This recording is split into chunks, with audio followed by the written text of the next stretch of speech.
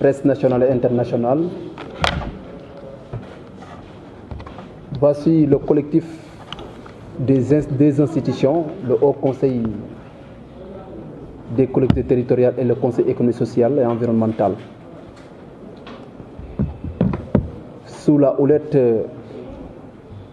des camarades républicains, nous sommes tenus aujourd'hui de venir vous parler de ce que souffre notre pays, approximativement dans tous les segments. Dans tous ces segments. Nous allons aborder la question de l'agriculture et de l'éducation en premier lieu. Chers Sénégalais, chers journalistes, nous tous, nous avons noté les phénomènes des inondations qui se sont abattus au sein de notre patrie, le Sénégal. Et ces problèmes climatiques ont impacté négativement les champs de mil, de maïs, de riz et d'arachide de nos parents agriculteurs. Et ensuite, en dehors de ce problème climatique, c'est renforcé un problème de salinisation des terres au niveau du bassin arachidier tel que dans la région de Kaolack, dans la région de Fatick et dans d'autres régions du Sénégal. Au Fouta, plus précisément Matam, Podor, ils ont été impactés par des phénomènes pluviométriques avec naturellement ce que nous tous nous avons noté, des champs de riz qui ont été décimés à cause des eaux. Et beaucoup des membres de la population du Sénégal nous posent des questions à savoir quelle est l'issue de ces gens qui ont perdu leur récolte dans les eaux. Quelle est la politique qui doit être adoptée pour accompagner ces agriculteurs où leurs terres sont infectées par le phénomène de la salinisation. Avant qu'on parle de prix de l'arachide, passons d'abord au mil qui est l'élément fondamental et moteur de la consommation locale au niveau de nos villages. Lors de la récolte des mil, naturellement, il y a des pluies qui se sont abattues et que ce mil a provoqué la destruction de ces récoltes. Et aujourd'hui, les villageois sont dans le qui-vive, sont dans l'ombroglio, sont totalement désemparés parce qu'en réalité, absence de vivres, se solde naturellement avec la présence de soudures et ces soudures risquent de frapper notre population, plus précisément la campagne. Raison pour laquelle, en tant que politique, nous nous dressons un pas de bourreau pour être les porteurs de ces sans-voix, que nous soyons ces hommes qui portent le message de ces villageois qui vivent dans des conditions extrêmement difficiles. Nous demandons à l'État du Sénégal de prendre au sérieux les questions relatives à la cherté de la vie, les questions relatives à l'agriculture et les questions relatives aux vivres. Parce que pour parler de prix de l'arachide, il faut parler d'abord des récoltes. Et il faut parler des problèmes de semences. Il faut parler des problèmes de l'engrais. Nous tous nous savons que dans l'objectif des Nations Unies, il a été dit, dans l'agenda 2035 des Nations Unies, il a été clairement dit que l'agriculture, on vise avec les ODD numéro 1, 2, 3 et 10, qu'il y ait autosuffisance alimentaire dans la zone Afrique. Et que cette autosuffisance alimentaire, ils ont imposé aux fournisseurs pour qu'ils diminuent le prix de l'engrais. Et ce prix de l'engrais s'est soldé naturellement avec une diminution, pas très drastique, mais un faible taux du prix. Et ce faible taux du prix, les agriculteurs me demandent si c'est l'agriculture, si c'est l'engrais qui n'était pas bon, si c'est l'urée qui n'était pas bon, si c'est les semences non seulement tardives qui sont venues d'une manière tardive, mais plus précisément, est-ce qu'en réalité les semences qu'ils devaient sélectionner pour donner ça aux agriculteurs, c'était la bonne?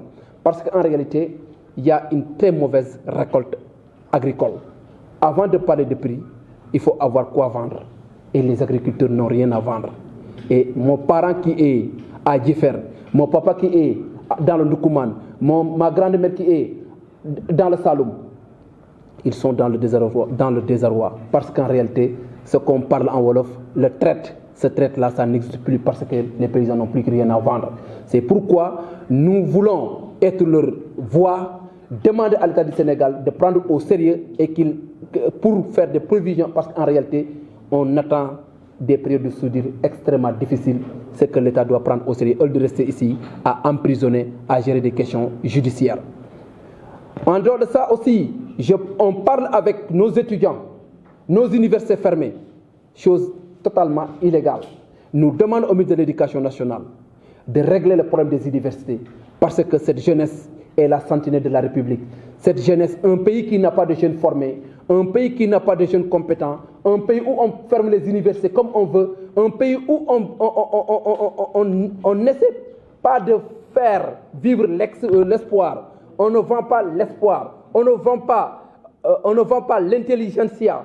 Ce pays est appelé à périr. Et au Sénégal, ce que Senghor a travaillé, ce que Abdoulaye Wade a bâti, ce que Abdou Diouf a fait, ce que Macky Sall a fait dans les ISEP, dans les universités, en créant des prémats, des ISEP pour uniquement booster l'éducation nationale, en s'appuyant sur l'éducation scientifique pour que le Sénégal puisse avoir des ingénieurs agronomes aguerris, des médecins, d'excellents médecins, et dans tous les segments, je pense qu'aujourd'hui, pour ce ils doivent renforcer le système éducatif, accompagner les étudiants, parce qu'en réalité, nous tous sommes passés par le mouvement estudiantil et nous savons que les étudiants n'ont rien d'autre que leur bourse pour manger, n'ont rien d'autre que leur bourse pour subvenir à leurs besoins. Bloquer les bourses des étudiants, c'est en réalité méconnaître ce qui est l'importance d'un étudiant et ce qui est l'importance d'un jeune dans l'avenir. Et cette jeunesse, nous tous, nous sommes certes des politiques, mais tous, nous sommes passés par l'université et nous savons que les étudiants vivent dans des conditions extrêmement difficiles, dans des conditions carabinées, et que l'État est dans l'obligation de les accompagner, il doit les accompagner. C'est pourquoi nous demandons la main levée, qu'on arrête ces fermetures des universités, et qu'on nous demande aussi à nos étudiants qu'ils partent avec beaucoup de responsabilité et qu'ils agissent avec beaucoup de tact pour éviter de vandaliser nos universités. Parce qu'en réalité, comme nous l'avons toujours fait, nous luttons toujours et nous dressons toujours un pas de groupe pour faire face à tous ces vandales qui veulent détruire ce pays, à tous ceux qui marchent pour ce qui peut brûler le pays. Le pays-là est un commun vivre. Le pays-là est un pays où la symbiose, le rendez-vous de donner et recevoir a toujours existé. Et aujourd'hui, en tant qu'opposants républicains, nous ne serons pas là pour faire des appels à l'insurrection. Nous ne serons pas là pour détruire cet acquis démocratique. Nous ne serons pas là pour détruire ce que Macky Sall a construit. Mais nous serons là pour être des lanceurs d'alerte, pour être ces gens-là qui vont s'opposer avec des idées républicaines, qui vont s'opposer avec courage et dignité et qui vont dire exactement les mots dont souffre le Sénégal. Parce que le Sénégal a tant souffert des scandales politiques, le Sénégal a tant souffert des discours guerriers, et les Sénégalais n'attendent pas de nous, n'attendent pas ni les gens du pouvoir, ni les gens de l'opposition, de certains discours qui peuvent provoquer un discrédit du tissu social. C'est pourquoi nous, républicains, en tant que membres républicains de l'APR, ce que le président Macky Sall nous a toujours fait comprendre, c'est-à-dire que en temps au pouvoir, il faut être digne, mais en temps dans l'opposition aussi, il faut être digne et il faut être un républicain. Brûler un pays pour faire mal au pouvoir, en réalité, tu ne fais pas mal au pouvoir, mais tu fais mal à la société. Brûler des bus pour faire mal à un pouvoir, en réalité, tu ne fais pas mal au pouvoir, mais tu fais mal aux utilisateurs des bus et autres. Donc aujourd'hui, nous tous, nous devons marcher pour la bonne marche de ce pays. Mais aussi, on ne peut pas passer tout ça à condamner des gens, à convoquer des gens, parce qu'en réalité, vous n'avez pas les mêmes visions politiques. C'est pourquoi je vais directement pour toucher la question de la justice au Sénégal. Nous savons que le Sénégal est un pays de justice et d'équité. Et ce que j'ai toujours cru et ce que nous avons toujours défendu mordicus. Le Sénégal actuellement, les tenants du pouvoir se sont toujours battus pour qu'il ait une justice équitable.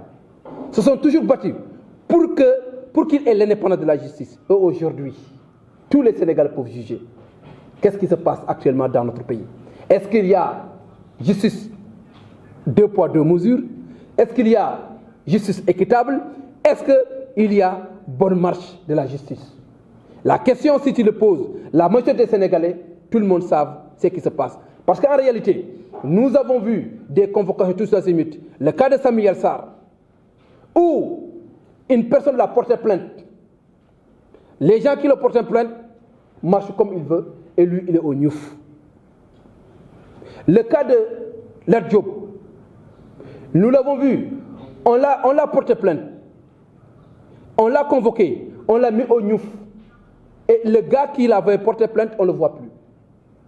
Le cas de Moustapha Diakhaté, on l'a vu, il a parlé. On a vu des gens de Pastef insulter effroyablement le président Macky Sall d'alors, insulter effroyablement les tenants du pouvoir. Il y a un certain Diallo, dont sa vidéo est virale, qui passe tout son temps à insulter les membres de l'Alliance pour la paix. Je me demande, si nous ne sommes pas des Sénégalais ou bien on est des étrangers, même un étranger, tu dois le traiter avec décence. Moustapha Diakhaté, tout le monde le connaît de sa vertu, de son comportement républicain. Donc aujourd'hui, je ne suis pas là pour être avocat de quiconque, mais c'est des faits qui sont là. Nous avons entendu Guy Marius Sagna insulter directement la plus haute institution de l'État du Sénégal. Autant, la vidéo était la virale, en insultant le président Macky Sall, et rien n'a été fait. Et aujourd'hui, l'insulte, moi, je le condamne de tous bords, parce qu'un bon citoyen ne doit pas marcher dans l'insulte, dans le mensonge. Mais quand même, Moustapha Diakhaté, ce qu'il a dit, ce n'est pas de l'insulte quand même, vous m'excusez. Je ne suis pas là pour le dédouaner ou de l'insulter. Mais si ce qu'il a dit était prévu dans le code pénal ou bien dans le code de procédure pénale, si on le convoque, je n'ai pas de problème. Mais honnêtement parlé, je demande à la justice d'être beaucoup plus clément. Je demande au procureur et au juge d'être clément par rapport à certains délits d'opinion. Parce qu'en réalité, cela n'honore pas la démocratie sénégalaise, parce que nous avons une démocratie mature. Et aujourd'hui aussi, sur le plan des institutions, chers camarades, nous tous nous savons que le président est le garant de la Constitution et le chef suprême de la magistrature. C'est lui que les Sénégalais ont donné le pouvoir discrétionnaire, qui a le droit de nommer ou de révoquer en fonction des lois et règlements qui lui sont confiés. Il a le droit de mettre les présidents des institutions telles que le Haut Conseil et le Conseil économique, social, environnemental de leur poste de président. Nous sommes d'accord. Il a ce pouvoir discrétionnaire. Mais le problème en est que depuis 2 à 3 mois, des hauts conseillers et du Conseil économique, social et environnemental sont restés sans salaire, en étant dans des institutions non dissoutes. Ça, c'est une faute pénale venant de la part de l'ACP ou bien du SG. Ce que nous devons faire, nous allons saisir la justice. Nous leur avons donné des demandes d'explication pourquoi il n'y a pas paiement de nos salaires et des indemnités. Ils n'ont pas répondu. Et nous tenons à l'opinion nationale et internationale. Et nous leur avons demandé dans leur lettre. Nous vous demandons solennellement si c'est l'autorité compétente qui vous a donné un arrêté pour qu'il n'y ait pas un paiement de nos salaires et des indemnités. Et si l'institution a été dissoute pour qu'il n'y ait pas de paiement de nos salaires, effectivement l'institution n'a pas dissous. On a posé cette question parce que pour uniquement avoir des réponses plausibles, mais jusqu'à présent nous n'avons pas de réponse parce que je ne vois pas l'arrêté des ministres des Finances, ni l'arrêté d'aucun ministre qui demande à l'administration de bloquer nos salaires. Nous l'avons vu nulle part. Et ils ne nous ont pas donné d'explication par rapport à ça. C'est pourquoi nous demandons à l'État du Sénégal que le président Bassirou Diomaye Faye est le chargé de la bonne marche des institutions. Nous avons vu lors du dernier Conseil des ministres l'acte 1 provoquant la dissolution de nos institutions. Il a le droit toujours. On ne conteste pas ce droit, mais aussi nous réclamons notre droit. Au cas où l'institution sera dissoute, parce qu'elle n'est pas encore dissoute. Au cas où l'institution sera dissoute, qu'il nous paye notre mandat de 5 ans. C'est un mandat que nous avons. La jurisprudence du CRAES est passée par là. au temps du CRAES, Abdoulaye Wade, lorsqu'il était président en 2000, ils avaient trouvé ici le CRAES. Le CRAES, lorsque Abdoulaye Wade l'a dissous, ils avaient indemnisé tous les membres du CRAES. Ça, c'est la bonne marche des institutions. Et aujourd'hui, avec le nouveau président de la République, Bassirou Diomaye Faye, qui a donné un projet pour la dissolution de nos institutions, naturellement, nous savons que c'est une lettre qui va passer à la poste. Et puis, on n'a pas de problème par rapport à la dissolution, parce que on a toujours été prêts pour attendre cela, parce que c'était une promesse électorale. Mais aujourd'hui, moi, j'ai un problème. Ils veulent créer des pôles territoires. C'est pourquoi je demande aux journalistes de faire très attention. Parce que j'ai vu des journalistes qui ont posté en disant que les 77 milliards injectés au niveau du Conseil économique social et au Conseil. Mais quels 77 milliards? Vous parlez de quels 77 milliards? Ils parlent de quels 77 milliards? Les institutions, il n'y a pas de 77 milliards. Pour le budget du Conseil économique social et environnemental, c'était 7 milliards 541 millions 40 284 francs CFA. Le Conseil économique social, c'était son budget en 2022, avec la loi de finances initiale 2022. Pour le cas du Haut Conseil, c'était 9 milliards 160 millions. Le cumul nous donne naturellement 16 milliards 701 millions 40 224 francs. C'est pourquoi je me pose la question. Lorsque j'ai vu des sites internet postés 77 milliards qui seront soi-disant confiés pour recruter les enseignants, j'ai envie de rire. Mais vous savez ce qu'on appelle pôle territoire? Je suis le président de la commission de développement des pôles territoires au HCCT. Nous en avons travaillé en 2017 pour créer 6 pôles territoires. Et le rapport est là. C'était ça. Nous en avons travaillé. C'était des avis que nous avions proposés au président, l'ancien président de la République. Et ce rapport, dans le cadre de nos travaux, les pôles territoires, on avait prévu 6 pôles territoires.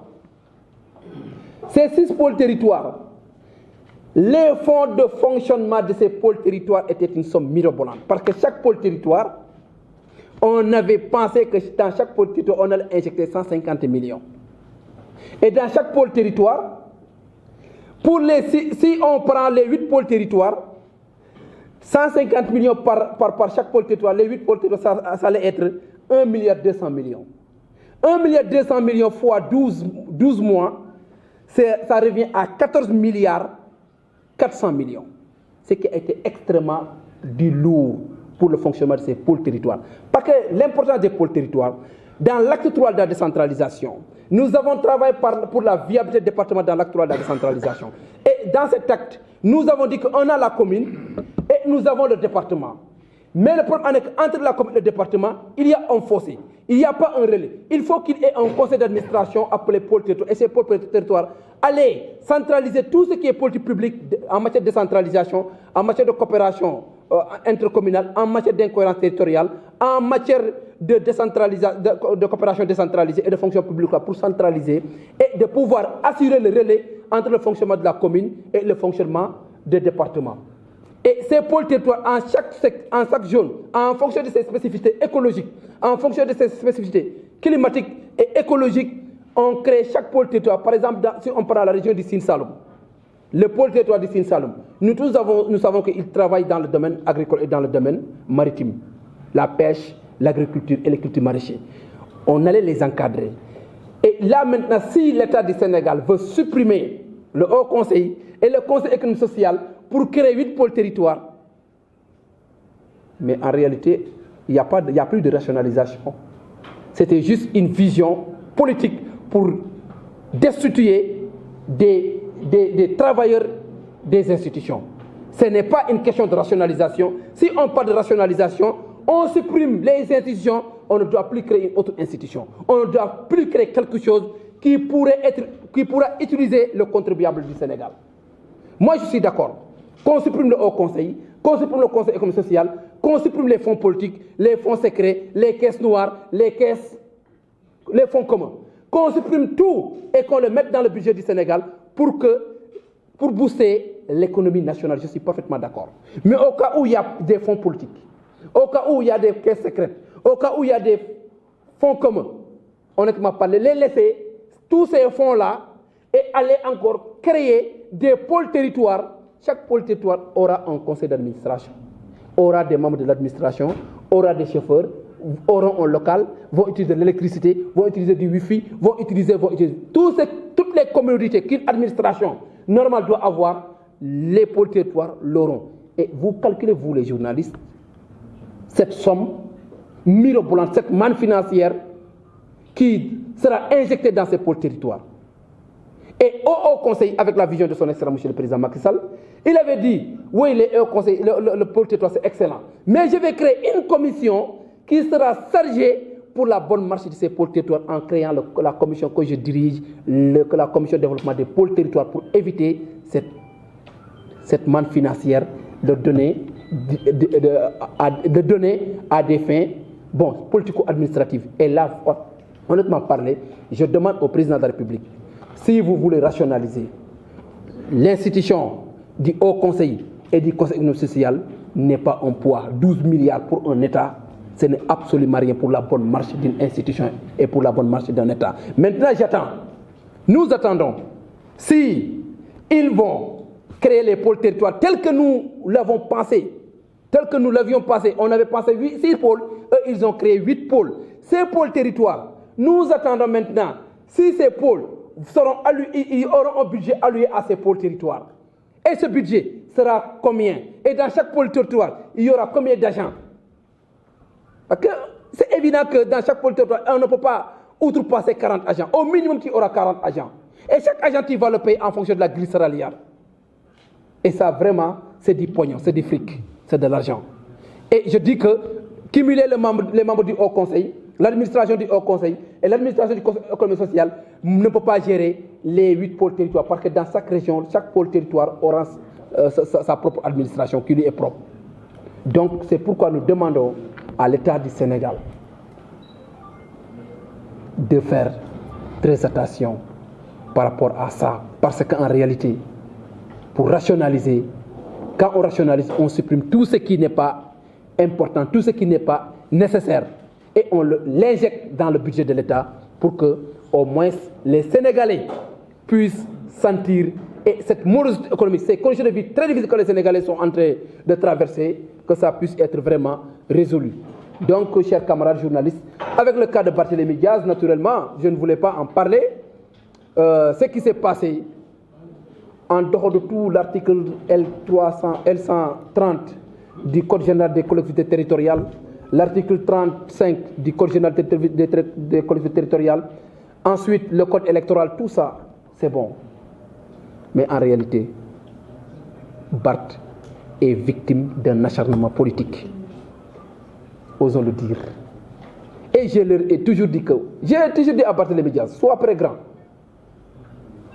Ces gens-là, quand ils gagneront les élections locales, dans les semaines qui suivent, tu seras éjecté de ta chaise. Il n'y a pas de chercher le budget à 14 heures. C'est pas important d'être un expert en électoral ou bien être un bon politicien pour pouvoir en déduire ses conséquences. Je me suis dit, où est le sens de l'amitié? C'est que j'ai toujours dit à mes camarades. Je leur ai dit que le politique doit distinguer deux choses. Les relations politiques et les relations sociales.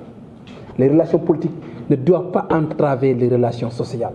Et le pouvoir politique ne doit avoir un impact négatif sur les relations sociales. Où sont les Domdey?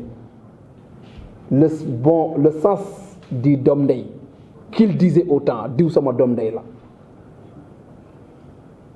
Et les conséquences aujourd'hui. Mais j'ai toujours dit une chose. Le malheur que l'on choisit sur la tête de quelqu'un préfère elle-même choisir sa propre victime. Il y a des gens qui ont tout fait pour dénaturer, pour critiquer, pour jeter leur dévolu sur son excellent monsieur le président Macky Sall. Et pourtant, le président Macky Sall ne les a pas fait du mal. Tout le monde sait que Macky Sall est un homme généreux. est un homme empathique, c'est un homme altruiste qui a toujours prôné la réconciliation du Sénégal, qui a toujours prôné le bon voisinage, qui a toujours prôné l'importance de la société et la conservation du tissu social. Il a toujours dit, pour garder la stabilité du pays, pour renforcer le socle de notre tissu social, il faudra impérativement qu'il y ait la paix entre les politiques. Et cette paix, il a toujours prôné. C'est pourquoi la coalition Benno Bokk Yakaar est la coalition la plus durable dans l'histoire politique du Sénégal. Et ces gens-là, aujourd'hui, le cas de mon grand frère Bougane, le cas de mon grand frère Barth, ils sont victimes de leurs amis. Qui ils défendaient mordicus il y a de cela moins de 10 mois. Et aujourd'hui, la réalité est là.